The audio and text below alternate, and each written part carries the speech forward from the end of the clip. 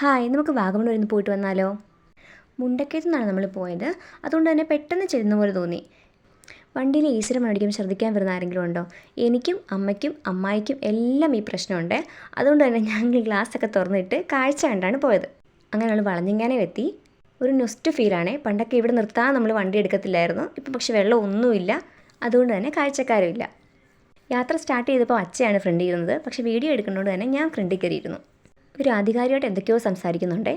നാത്തൂനും പ്രദർശനം പറയുമ്പോൾ ഏറ്റവും പുറകെ ഇരുത്തിയിട്ടുണ്ട്. അളിയനും കൂടെ സെൻറ്ററിൽ ഇരുന്ന് എന്തൊക്കെയോ പറയുന്നുണ്ട്. ഞാൻ വീഡിയോ എടുത്തുകൊണ്ട് ഏറ്റവും ഫ്രണ്ടിൽ ഇരിപ്പുണ്ട്. ഇത് പോകുന്ന വഴിയിലെ കാഴ്ചകളാണ്. പ്രത്യേകിച്ചൊന്നുമില്ല, എല്ലാവർക്കും തന്നെ അറിയാലോ. പക്ഷെ ഒരു പ്രത്യേകത എന്താണെന്ന് വെച്ചാൽ ഇത് കാണുമ്പോൾ വീഡിയോ എടുക്കാനോ അല്ലെങ്കിൽ ഫോട്ടോ എടുക്കാതെ വരാൻ തോന്നത്തേയില്ല. നമ്മളങ്ങനെ വാഗമൺ എടുക്കാറായി. പാസ്സൊക്കെ എടുത്തു. നമ്മൾ വാഗമണ്ണിൽ വണ്ടിയൊക്കെ പാർക്ക് ചെയ്തു. പെർ ഹെഡ് 20 രൂപയും വണ്ടിക്ക് സെപ്പറേറ്റ് 30 രൂപ എങ്ങാണ്ടാണ് എൻട്രി ഫീസ്. പിന്നെ ഞാൻ വാഗമണ്ണിൽ പോകാൻ തന്നെ പ്ലാൻ ഇട്ടതിൻ്റെ പ്രധാന കാരണം